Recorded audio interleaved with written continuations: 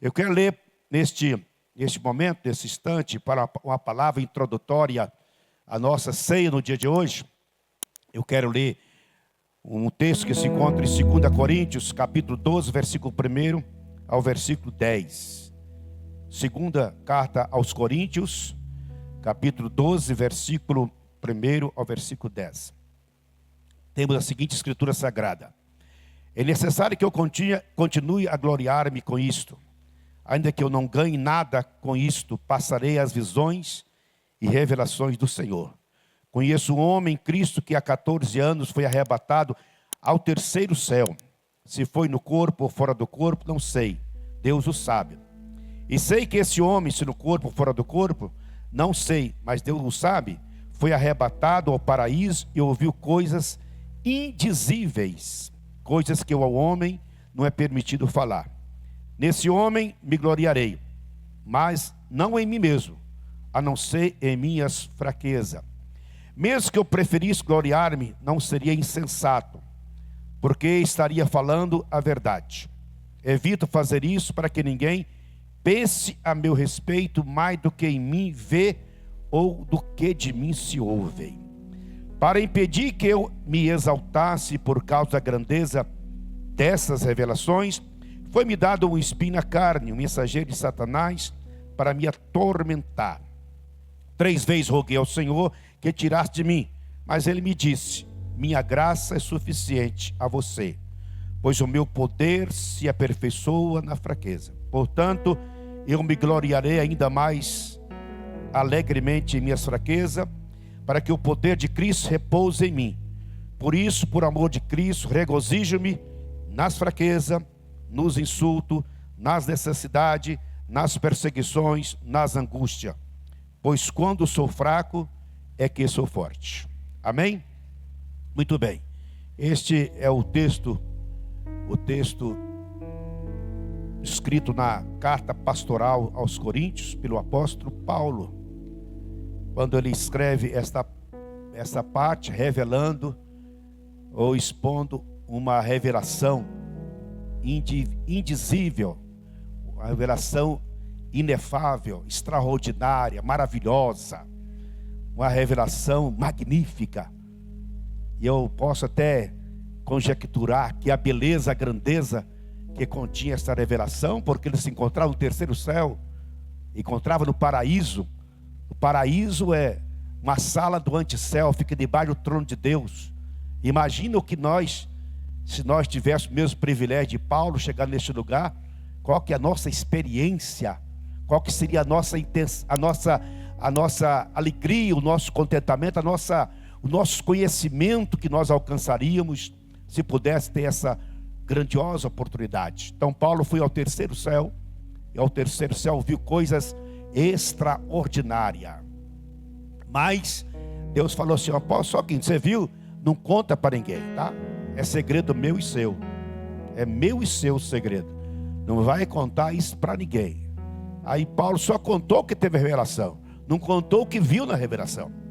Aí ele seguidamente ele apresenta as suas palavras relacionadas a si próprio, né? A si próprio. Depois ele recebe a palavra de Deus, recebe a palavra do Senhor Jesus, né? Onde é a palavra central do texto. A minha graça é suficiente a você, porque o meu poder aperfeiçoa na fraqueza. A graça de Deus é o bastante, a graça de Deus é o suficiente. Foi essa palavra que Paulo recebeu. A graça de Deus, portanto, é suficiente, e nós, de acordo com o texto, podemos afirmar: é suficiente para ofuscar os nossos orgulhos, as nossas vaidades e as nossas prepotências. A graça de Deus é poderosa para fazer nós compreendermos as nossas fraquezas e as nossas limitações. A graça de Deus nos coloca no devido lugar que nós temos que estar, né? E também a graça de Deus nos faz entender que a minha força está em viver nessa graça. Essa graça que para mim foi dada para conter os meus impulsos carnais da minha natureza humana. Essa graça que é suficiente para preservar contra tudo que queira fazer eu cair, desistir ou distanciar da pessoa de Cristo Jesus. Então a graça de Deus é suficiente. Agora veja bem, eu queria em primeiro lugar observar com vocês as visões que Paulo teve, essas visões indizíveis, né? Coisas que o homem não é permitido falar.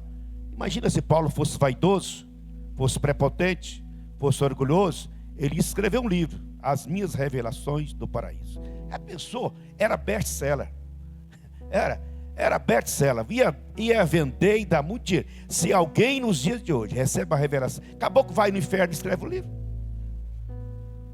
Agora imagina o paraíso, né?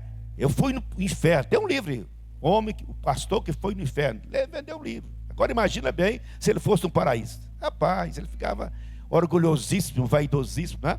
Mas então, na verdade, essas visões aí, que é impossível descrever, indescritível, intraduzível, né? Essas visões nada mais são do que experiências pessoais que Deus permite a gente passar. Essas experiências pessoais são provas da nossa individualidade com a nossa espiritualidade. A nossa espiritualidade. Essas experiências não passam de uma confirmação da nossa chamada. Uma confirmação. Outra coisa, é uma referência para lembrar a gente, no momento de dúvida, de fraqueza, de luta, de perseguição, de fraqueza, ou de lutas, de guerra, de crise, né? Lembrar para a gente que Deus já revelou coisas que a gente nem pode contar, de tão maravilhosas que são. Essas revelações não passam de uma manifestação da bondade do Senhor, nosso Deus e nosso favor. Não sei qual a sua experiência que você tem com Deus, tá? Tem algumas pessoas que ela não tem esse cuidado, né? Às vezes ela tem uma experiência com Deus e conta aquilo como testemunho e dá aquilo como exemplo, dá aquilo como referência e assim por diante. Mas tem algumas experiências da gente, a gente tem que ficar calado, reservar para a gente mesmo, sabe? Ou seja, a gente tem que ter segredo com Deus, tá? Cada um de nós precisamos ter os nossos segredos com Deus, nas nossas intimidades, aí saber aquele que Deus um dia revelou, na hora da luta, de dificuldade: Senhor, foi o Senhor que me revelou tal dia, foi o Senhor que me permitiu passar por aquela experiência tal dia, foi o Senhor que falou para mim aquela palavra. Então essas coisas são dadas para a gente lembrar da bondade, da fidelidade e da misericórdia do Senhor Deus.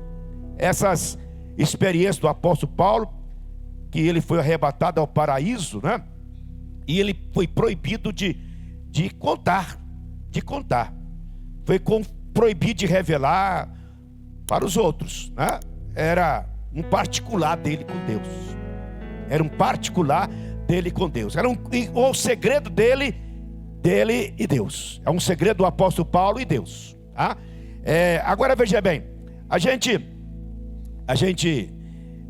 precisa compreender o seguinte: essa revelação que Deus deu para o apóstolo Paulo tem algumas razões interessantes. Primeiro foi essa: para ele evitar fazer ou falar ou pensar que ele era mais do que ele era, sabe?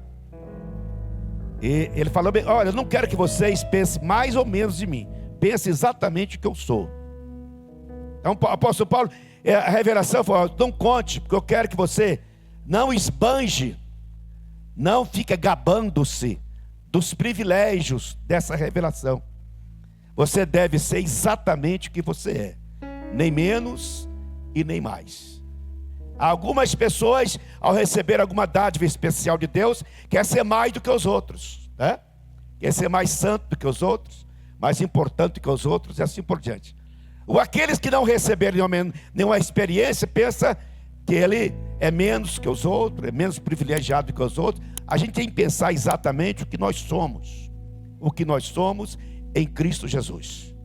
Isso que é importante. Seja você mesmo, com a sua realidade, nem mais ou menos, tá? Seja você mesmo. Não pensa você que às vezes a gente suportaria uma revelação dessa, né? Uma revelação dessa, talvez eu não suportaria. Então, teria que ter uma maturidade à altura do apóstolo Paulo para suportar isso aí. Agora veja bem, a gente analisa isso e observa quantas visões e revelações que surgiram na história do cristianismo. Quantas? De anjo, de inferno, de céu e coisa desse tamanho, né? E essas revelações, em vez de fazer bem, fez mal, né?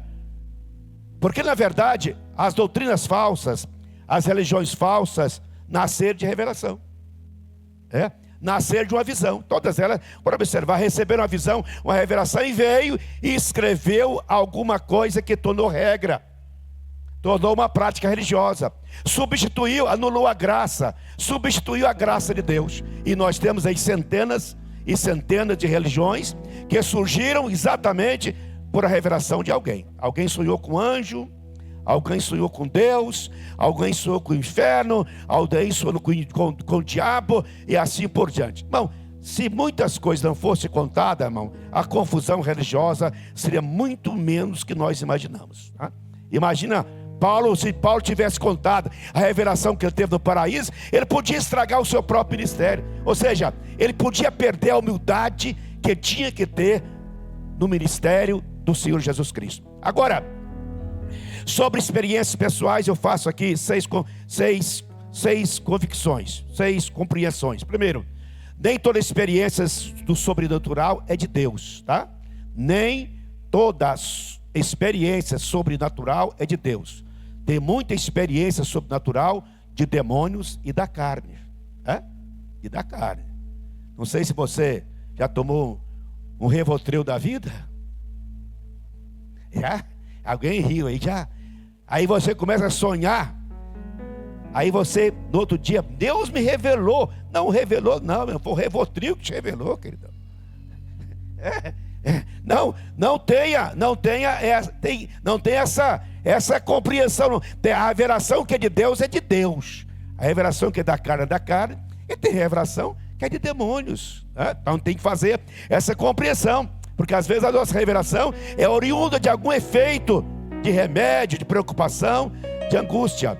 Nem todas as experiências pessoais é para ser divididas. Há experiências pessoais que são exclusivamente sua, não interessa aos outros, tá? Tem experiência que é sua, irmão, é sua com Deus.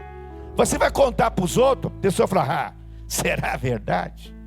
As pessoas desconfiam, elas põem dúvida. Então não conte, fique com você, guarde esse segredo com você, Nenhuma experiência pessoal pode alterar o texto bíblico, para tornar uma nova doutrina, Ao contrário, precisa estar conformado com aquela palavra e querer completar ou anular a graça de Deus. A gente tem que ter cuidado com isso. Eu lembro uma vez, foi na Vila Nova, uma moça pregar, e ela teve uma revelação que foi no céu. E no céu ela viu uma sala de peruca, e viu uma sala de bateria e guitarra. Aí a revelação é essa: a sala de peruca que as irmãs cortam o cabelo, a bateria, vocês usam a bateria, e a guitarra, vocês estão tocando uma guitarra. Irmão, no outro dia foi foi analisar aquela profecia, o pastor muito radical: está proibido de hoje em diante bateria e guitarra, e ninguém pode cortar mais o cabelo. Deu um problema, dividiu a igreja, causou muita confusão. Então, meus irmãos, por favor, cuidado com a revelação que anula a graça de Deus. Nenhuma experiência pessoal torna uma pessoa digna de ser qualificada ou mais especial, né? Nenhuma experiência dá o direito a pessoa ser mais santa, mais especial e mais qualificada, né? Nenhuma experiência pessoal imuniza a pessoa das suas fraquezas carnais, né? Pode ser a experiência que for. Você pode ter ido no paraíso, Paulo foi só uma vez. Você pode vir 2, 3 vezes. Você continua pecador, miserável e carente da misericórdia, da graça do Senhor Deus. né? Ninguém pensa que por causa da experiência pessoal ele virou um santo impecável. Não, não, senhor. Continua sendo a gente com as nossas fraquezas e limitações. Nenhuma experiência pessoal pode tornar um complemento ou um adendo à graça de Deus. Nada disso pode apresentar. A graça de Deus é completa em seus motivos. A gente desconfiar com esse tipo de coisa. Eu vi, eu ouvi, eu estive, Deus me mostrou e me mandou contar. Ele me deu uma mensagem nova para entregar para hoje. Desconfia disso. Quando você escutar isso, ponha a sua cabecinha em atenção, porque isso pode ter mensagens que não conferem com a Bíblia. Então, com esse negócio eu vi, me falou, é assim, tem cautela, porque geralmente isso é emoção pura, é carne pura, né? Então essas pessoas às vezes usam de experiências pessoais para vangloriar a si mesmo, tornar pessoas especiais, melhor do que os outros, né? Pessoas que querem ser referendadas. Aí esse tipo de coisa mostra exaltação a si mesmo, né? E a glória de Deus fica para ele, não fica para Deus, fica para ele, e mostra que ele é uma pessoa que não tem humildade, que é cheia de orgulho pessoal, que quer se autoprojetar, querendo ser alvo de atenção e centro da mensagem. A mensagem, o centro da mensagem sempre é Jesus. Sempre é Jesus e a sua graça, não é experiência de ninguém. Ninguém tem experiência que possa substituir a centralidade da mensagem do Evangelho, que é Jesus Cristo. Eu penso assim, irmãos, que todos nós, não me condene, tá? Pastor, eu penso que todos nós merecíamos o espinho da carne de Paulo.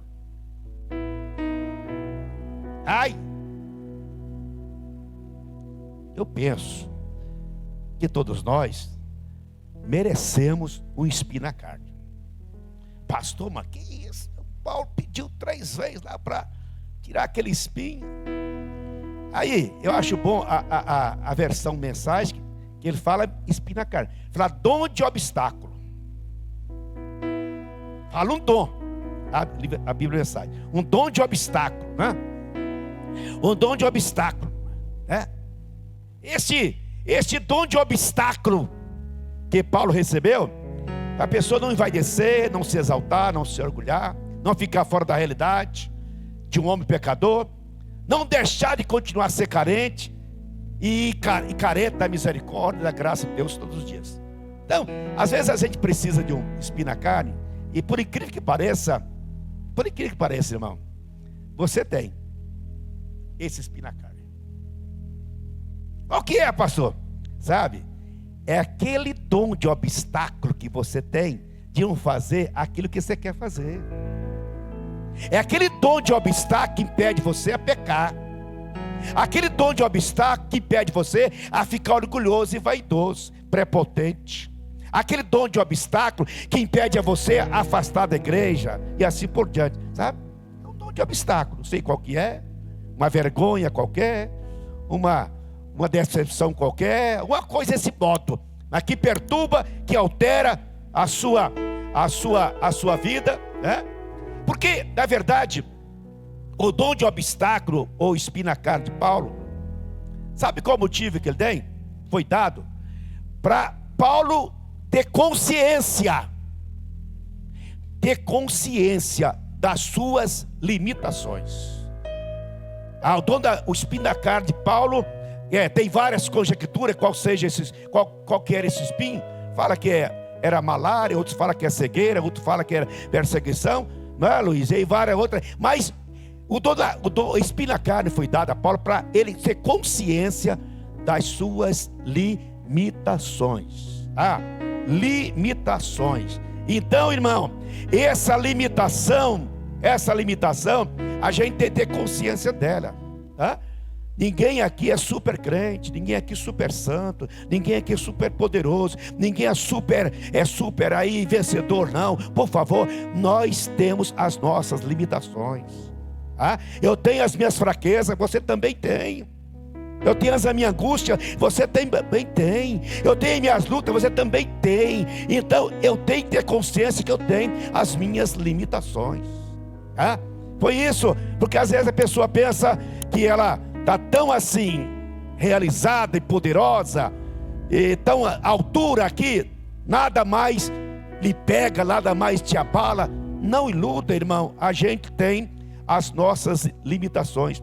Aí eu acho bom na palavra, na Bíblia Mensagem, porque a Bíblia Mensagem traduz assim: um anjo de Satanás fez o melhor que podia fazer para me derrubar.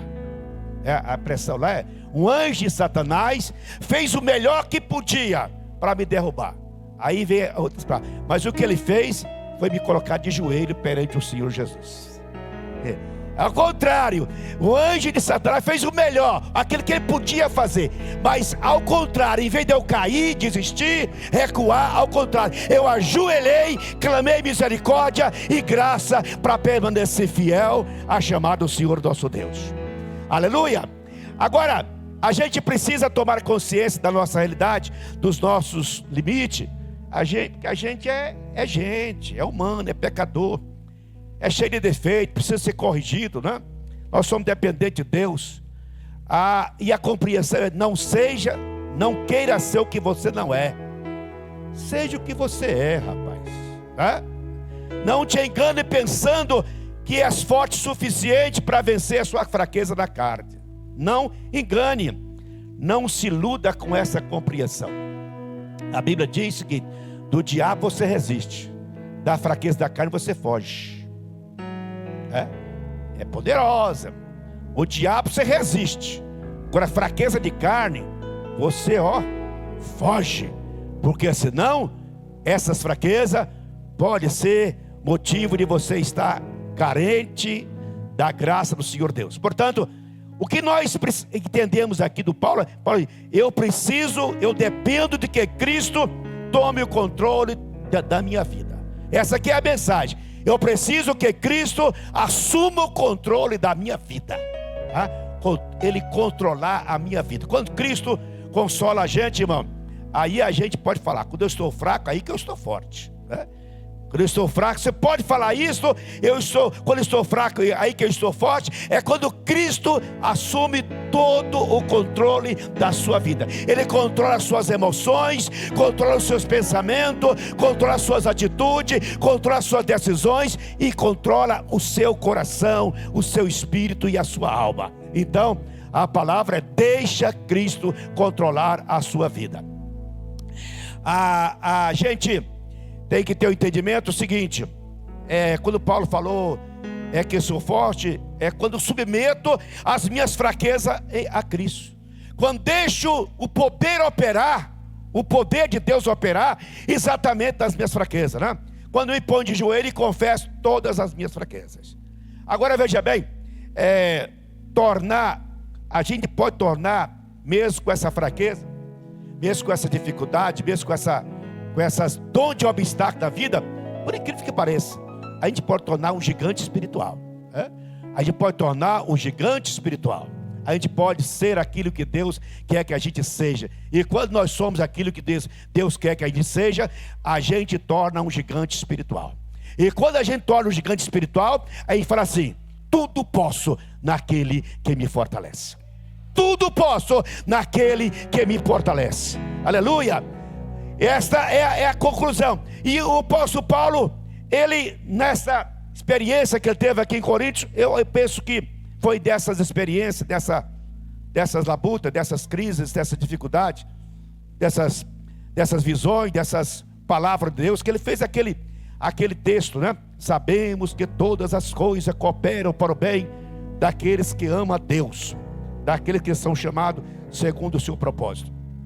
E outra mensagem: assim podemos ter certeza que cada detalhe da nossa vida de amor a Deus é transformado em algo bom para nós. Amém? Você ama a Deus, irmão, de coração? Ama a Deus? Não, se você ama a Deus de coração, aquilo que é ruim, aquilo que é péssimo, aquilo que é triste, aquilo que não devia acontecer e acontece, por incrível que pareça, Deus tem um anjo encarregado de consertar consertar pneu que está furado, motor que está estragado, né? Reverter quem está perdido. Tem uma miríade de anjos encarregados de resolver esses erros que a gente fez. Ele encarrega de consertar esses erros. Aí aquilo que era ruim, de repente transforma em algo bom. Sabe por quê? Porque Deus me chamou segundo o seu propósito, e Deus não pode deixar de cumprir aquilo que é propósito que Ele fez a mim e fez a você. Amém? Agora, eu queria, aqui nós encontramos aqui, a minha graça te basta. A minha graça é o bastante, pois o meu poder se aperfeiçoa na fraqueza. Então o poder de Deus não aperfeiçoa no orgulho, não aperfeiçoa na grandeza, não aperfeiçoa nas vaidades, na prepotência, né? Então o poder de Deus aperfeiçoa na humilhação, na fraqueza. Nesse momento que Deus aperfeiçoa o homem. Quando o homem nada pode, aí ele diz, eu posso. Quando o homem nada tem, ele diz, eu tenho. Quando o homem quer cair, ele diz, eu te levanto. Quando o homem perde as forças, ele diz, eu renovo as tuas forças. Quando o homem quer submergir, ele toma pelas mãos e levanta a gente. Então a graça de Deus fez de mim e de você o que agora somos. Diga assim, a graça de Deus fez de mim o que agora somos. Agora veja bem, o que somos é muito mais interessante e importante do que nós éramos. Sim ou não? Sem dúvida. Você era feio na fotografia, queridão. Ei, você já viu a sua foto? Daquele tempo atrás, você era feio, rapaz. Você era encardido, camarada. Você era encardido, negão. Aí a graça de Deus deu um banho em você, fez de você o que você é. Então, a graça de Deus transformou nós naquilo que somos. Agora veja bem, o que nós somos é exatamente o que Deus queria fazer de nós.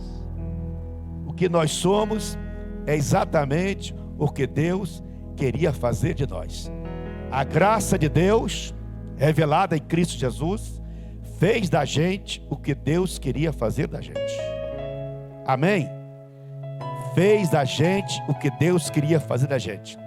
A graça de Deus transformou a minha vida, transformou a minha história, né? Nós cantamos aqui, cantar agora mesmo, né? A graça de Deus transformou a minha história, não foi? Então a graça de Deus transformou a minha vida. E lá em Salmo 63, versículo 3, assim fala: a graça de Deus é melhor do que a vida.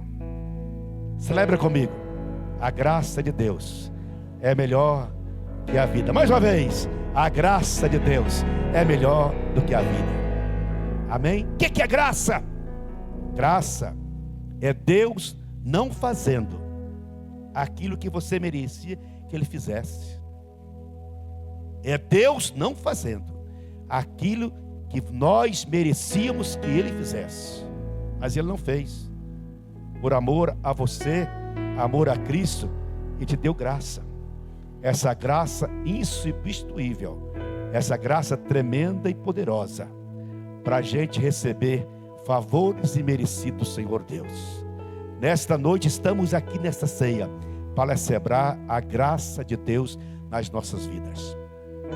Amém? E a graça de Deus é suficiente para você ser forte, você ser alegre, você ser vencedor, você ser santo, você ser fiel. A graça de Deus é suficiente para você perseverar, você prevalecer, você continuar, você avançar. A graça de Deus é suficiente para você vencer angústia, perseguição, necessidade, carência, dor, morte, tudo isso. A graça de Deus é suficiente para me fazer alegre e contente com o meu Senhor, que me salvou e deu a sua bendita bênção da salvação. Vamos ficar de pé. Glória a Jesus. Vamos celebrar esta ceia. Vamos celebrar a ceia, irmão, com graça, com graça. Vamos celebrar a ceia com contentamento. Vamos celebrar a ceia com gratidão no coração, tá? Gratidão no coração. Você simplesmente precisa depender dessa graça, desse favor imerecido. Aleluia. A graça de Deus sempre acompanhada com duas ação de Deus. A graça de Deus é sempre acompanhada de verdade e misericórdia, tá? O homem perdeu no jardim do Éden, quando caiu, perdeu a graça e perdeu a verdade. Lá em João capítulo 1:17 diz que Jesus trouxe de volta de Deus a graça e a verdade. Por isso que Ele é a verdadeira verdade do Senhor Deus. E a graça e a verdade de Deus está associada à misericórdia. Irmãos, a gente precisa entender que a gente precisa também da misericórdia de Deus todos os dias. Ai de mim, se faltar a misericórdia do Senhor. E misericórdia é Deus. Aliás, eu errei aqui no colocar. A graça de Deus é Deus fazendo. É Deus fazendo por mim o que eu não mereço. Agora a misericórdia é Deus não fazendo aquilo que eu mereço que Ele fizesse. Então eu careço da graça, mas também careço da misericórdia do Senhor. Agora, por favor, eu quero que você leve essa palavra gravada no seu coração. Não permita e não deixe que a graça de Deus seja vã na sua vida. Passe despercebida, passe a utilizar. Por favor, mergulhe, viva, ame, envolva, cante, celebra essa gloriosa graça do Senhor Jesus. Amém? Eu quero celebrar essa ceia com vocês, com graça de Deus no coração, com a alegria do Senhor no coração, sabendo que Deus fez por mim e fez por você o que eu não dava conta de fazer, o que eu não podia fazer, o que era impossível fazer. Por isso eu completo essa palavra dizendo bem claro: meu irmão e minha irmã, a graça do Senhor Jesus Cristo é suficiente para você. Para você cantar, celebrar, fazer culto, levantar as mãos, dar glória a Jesus, renovar, orar, jejuar, é suficiente para você ser alegre, sorridente e feliz. Amém? Vamos cantar essa música aí em adoração ao Senhor da graça, aquele que é o mistério da graça, Jesus, o plano perfeito. Amém? Aleluia. Graças a Deus. Vamos lá, olha aí. Estamos acompanhados hoje de violoncelo, de viola, e bênção. Aleluia. Adore aí.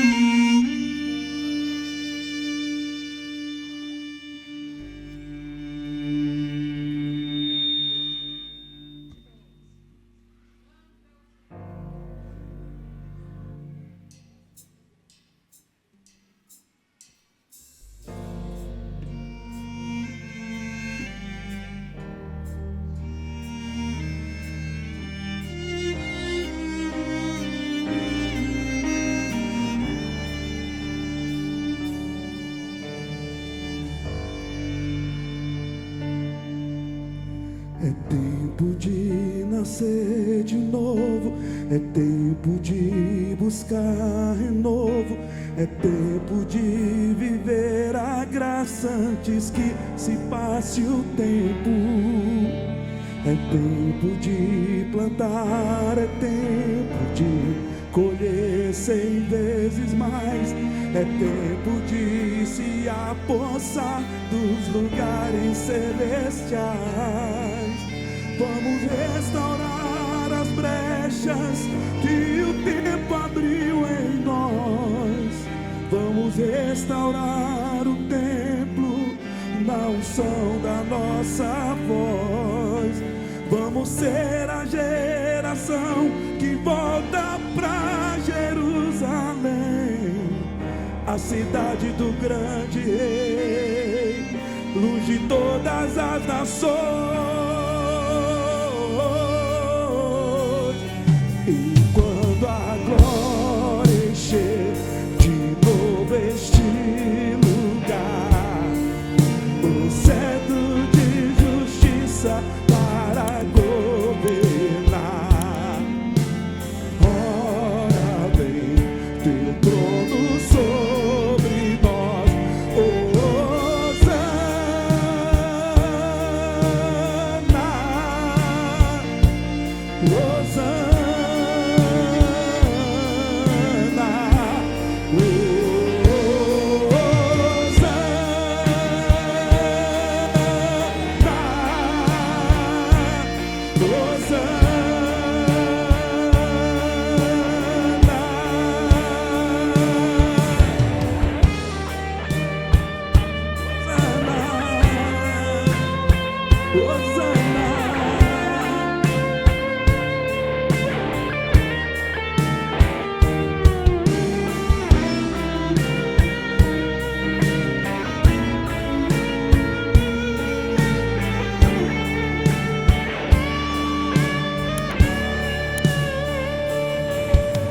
É tempo de plantar, é tempo de colher 100 vezes mais.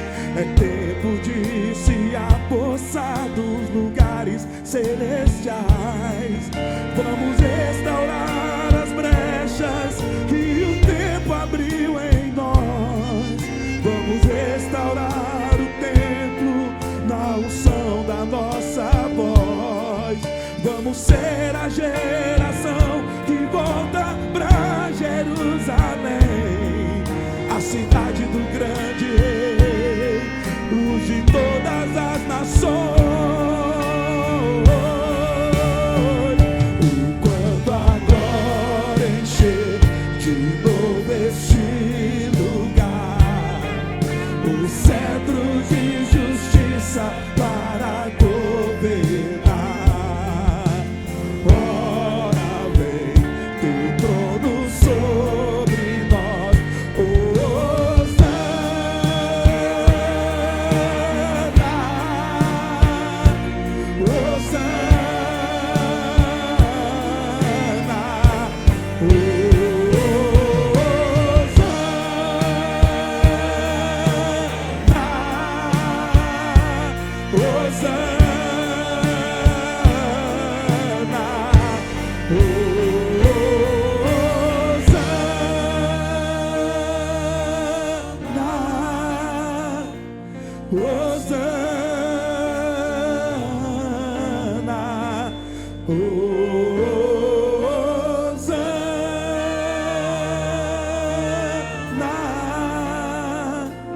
Hosanna,